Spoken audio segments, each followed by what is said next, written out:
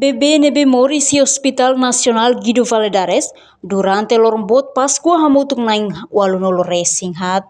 Chefe Departamento Maternidade HNGV, Zinha Mascarenhas se informa assunto neba jornalista Sira e nyak narfatin quarta-feira ne. Nya informa, husi loron sanulu racing hito to loron ronulu racing ida fulang Abril ne, ia Departamento Maternidade consegue resistir o bebê mori hamutuk naing walunolo racing hat, composto husi bebê feto tol nulu racing no mane ia naing hat nulu racing walu. Lorong Semana Santa, husi 17 to 21 de Abril 2025, kita ia total partos, hamutuk 84, parto normal 52, cesariana 13, vacuum ventosa 17 e aí fui o bebê mati kabularan iha rua e italah ya inanila lebih mati mak iha durante lorong Páscoa. Sim, muito ini bila kompuni maneira no feito bila. Pronto, ia total bebê moris ne hamutuk 84, feto hamutuk 36, no mane hamutuk 48.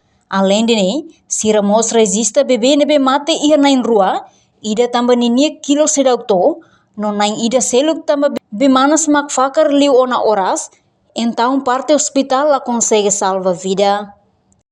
Caso se mate kabularan ne, ida fulan sidak to, katak ne peso ne kilo la to, mai kerse mak kabularan mak mai, e ida tang rujukan husi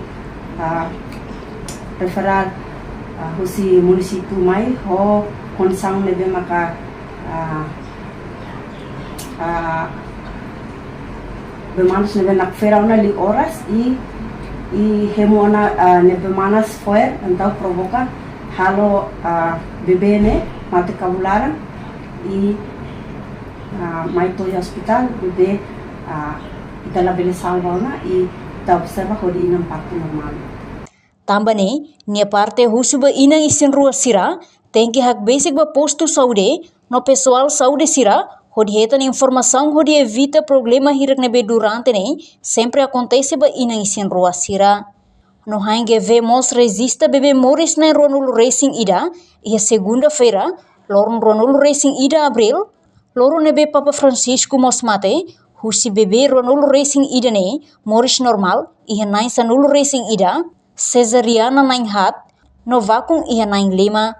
Reportagem Marquita da Silva, Televisão Timor Post. Janela informação ba emogoto. Atua tem informação atual dia kliu. Kita haluha.